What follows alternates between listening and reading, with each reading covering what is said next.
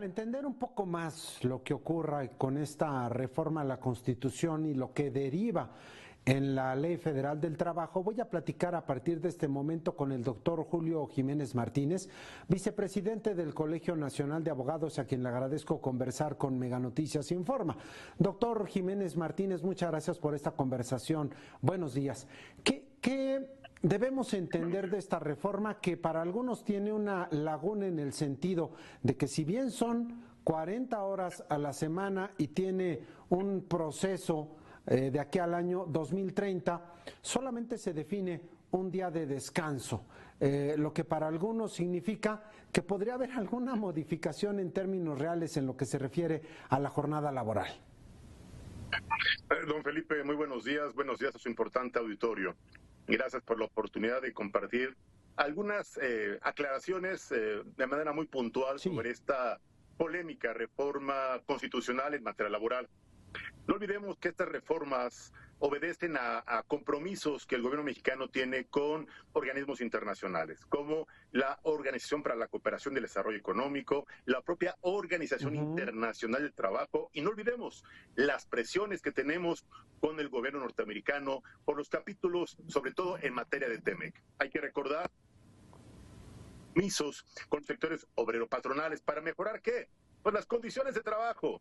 Y eso me parece muy bien, están llenos de buenas intenciones, nada más que no tienen un plan estratégico para fomentar, para apoyar, para financiar, para estimular al sector empresarial, que es el que paga las prestaciones, que es el que paga los constantes aumentos al salario mínimo, el sector empresarial, que es el que va a asumir los costos de operación de esta reducción gradual de la jornada de trabajo, como ya lo mencionaban en la nota, pues obviamente cada 2 horas irá disminuyendo en los próximos 4 años.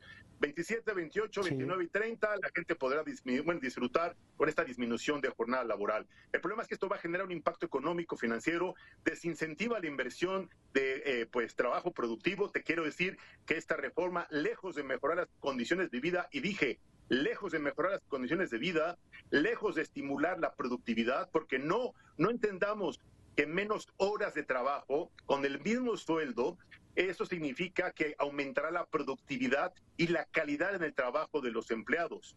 Muchos empleados, colaboradores o miembros del sector obrero, pues evidentemente aprovechan la jornada para dedicarse a hacer otro tipo de actividades. Utilizan estas horas pues que sobran a veces o que las administran a su manera o a su conveniencia para estar metidos en redes sociales, hacer ventas por catálogo y ocuparlas para atender a sus compromisos comerciales personales, y no atienden la productividad, ni el compromiso, ni la calidad en el servicio. Es preocupante ver que el gobierno de Morena no ha establecido reglas de estímulo fiscal ni apoyo económico al sector empresarial, que es el que va a asumir este capricho, este compromiso o esta presión internacional, que bueno, pues es una realidad. Te quiero decir que en países pues desarrollados, incluso en Europa, la jornada ya está en 40 horas y otros más ya han pues evolucionado hasta 36, Felipe. Pero México está muy lejos de llegar a esos niveles de productividad o de desarrollo económico, Felipe. Ahora, doctor Julio Jiménez, hay varias aristas, ya las ha mencionado algunas de ellas, el tema de la productividad, los costos que tendrán que asumir las empresas y los empresarios, y por el lado de los trabajadores también surgen algunas dudas respecto, por ejemplo, de los contratos que ya están previamente establecidos y que establecen estas 48 horas de trabajo a la semana. Tendrán que haber nuevas negociaciones y por lo tanto también en el caso de los sindicatos, nuevas negociaciones de contratos, ley y de contratos colectivos de trabajo e incluso de contratos personales.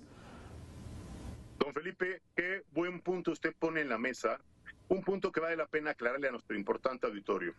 Esto es importante, que el principio de gradualidad que pues propusieron para que esto iniciara hasta el próximo año, es precisamente por ello. Habrá que renegociar, habrá que hacer los ajustes en los contratos de trabajo individuales y colectivos. Me refiero a colectivos con los sindicatos, porque no olvidemos que los sindicatos tienen contratos colectivos que establecen prestaciones superiores a las que establece ya nuestra Constitución y la Ley Federal del Trabajo. A ver, aclaremos.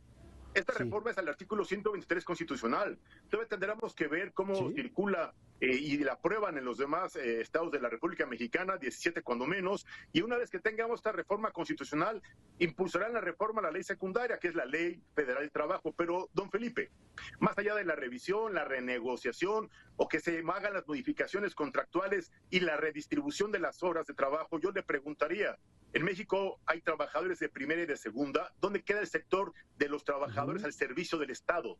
¿Dónde queda el capítulo de trabajos especiales, como ustedes, que son gente que realiza una actividad profesional especializada, que, perdón, ustedes no le dicen al canal, pues a media conferencia de prensa o a medio evento, pues yo ya me voy?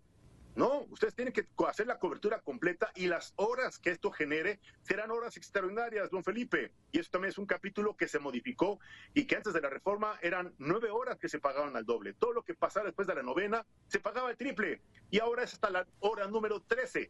Es decir, 12 horas serán pagadas al doble. No benefició al sector trabajador. Pero ahora tendrán que esperar 12 horas para que hasta la hora número 13 les puedan pagar la hora extra al doble. Esto no es un beneficio a las condiciones económicas ni a las condiciones de vida de los trabajadores. Me queda claro que esto es una trampa, es un engaño más para el pueblo bueno, sabio y profundamente desinformado, don Felipe. Y doctor Julio Jiménez, habrá que decir que al margen de la propia Ley Federal del Trabajo o del artículo 123 en sus dos apartados, los propios trabajadores y los patrones establecían acuerdos que permitían tener más horas extra, poder incluso trabajar algunas jornadas menores a las 40 horas. Vaya que hay una reconfiguración legal que terminará por incidir en cada uno de los trabajadores y en cada una de las empresas. Sin lugar a dudas, don Felipe, le comentaba yo los trabajos especiales, imagínese las líneas aéreas, el personal de resguardo, seguridad, bueno, los servicios hoteleros, turísticos. La verdad es que todo esto tendrá que atenderse de acuerdo a la propia dinámica económica del sector productivo, atender precisamente a los usos y costumbres y a las reglas de cada actividad laboral que se desempeña a lo largo y a lo ancho de nuestra nación, pero me queda claro que muchos de los legisladores y que incluso la propia titular del gobierno federal no están conscientes de esta dinámica empresarial y mucho menos están enterados de las necesidades pues económicas del sector trabajador. Porque esto, lejos de, reitero, beneficiar o mejorar las condiciones de vida y las condiciones económicas de los trabajadores y de los patrones, que son los que pagan impuestos, que son los que contribuyen con el gasto público, que son los que pagan prestaciones, pues esta reforma únicamente va a incentivar la economía informal. Te quiero decir algo muy preocupante y compartir con tu importante auditorio. ¿Sí? Las cifras de desempleo, las cifras de economía informal, están creciendo más que la economía. Lamentablemente, la inflación crece más que la economía. La impunidad, el derecho de piso, la corrupción, la extorsión, la ilegalidad crecen más que nuestra economía. Crece más que la dinámica de estímulo al sector empresarial. Y eso incentiva que muchos empresarios pequeños y medianos, incluso los micros, decidan bajar la cortina y cruzar la calle e incorporarse a la economía informal.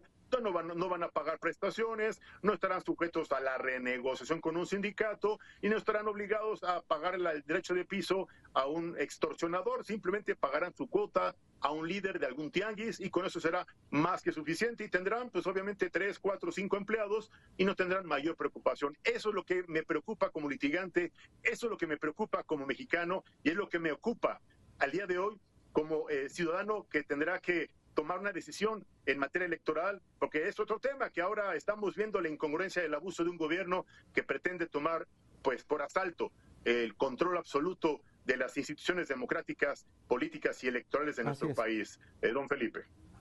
Es correcto.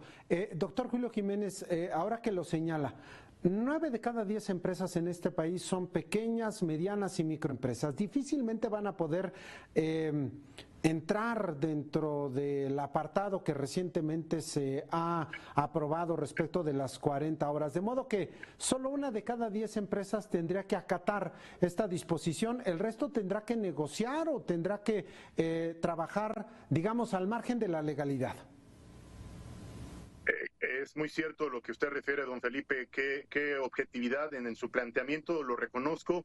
Muchas empresas tendrán que trabajar al margen de lo que establece la ley, como al día de hoy sucede. Le quiero compartir que muchas empresas micros, pequeñas y medianas, hoy tienen que negociar con sus empleados, tienen que reorganizar sus horarios, porque además le quiero decir que las ventas no han crecido, la economía no ha crecido, las utilidades se han encarecido y los impuestos se han incrementado, las cargas laborales, las cargas de nómina, seguridad social se han incrementado. Le quiero compartir que el salario mínimo en los últimos 7 años ha aumentado un 345%.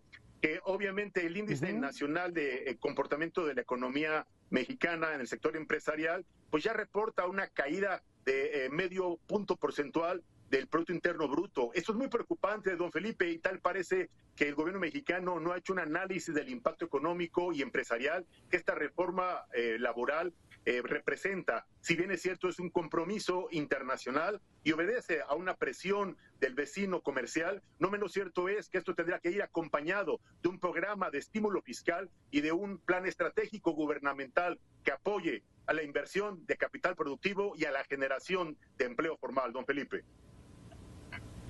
Pero, doctor Jiménez, por lo menos la experiencia que nos dejó la pandemia, por ejemplo, la pasada administración, difícilmente los gobiernos de la Cuarta Transformación emplean este tipo de estímulos fiscales. Totalmente de acuerdo, don Felipe. Si este gobierno de la cuarta destrucción del país no quiere estimular, no entiende la importancia, la trascendencia de apoyar al sector empresarial, tal parece que solo cuando le conviene que el sector empresarial le pueda financiar, le pueda apoyar para la construcción de sus obras faraónicas o para financiarle sus proyectos, caprichos o negocios personales, solo en esos casos apoya a los incondicionales empresarios. De no ser por esa razón, no tienen en su radar estratégico, económico, financiero, el apoyo, el incentivo. Para ellos lo importante, ¿sabe qué es, don Felipe, amable auditorio? Recaudar, aumentar la recaudación, sacarle sangre a las piedras y sacar agua debajo de cualquier esquina. Y eso lo único que está provocando es que la inversión de capital se detenga, se suspenda, se disminuya y que los proyectos productivos que podrían detonar la generación muy importante de empleos en este país, pues empiece a caer significativamente. La tasa de desocupación y la tasa de desempleo crece trimestre tras trimestre y no fue la excepción en 2025. Reportamos, le comparto que este país generó 279,000 empleos cuando la necesidad del mercado es pues de 1.8 millones de empleos. Es decir, no se generaron los empleos que requiere el mercado formal. Y eso es muy preocupante, don Felipe. Doctor Julio Jiménez Martínez, vicepresidente del Colegio Nacional de Abogados, yo le agradezco como siempre y mucho la posibilidad de platicar con Mega Noticias y Informa.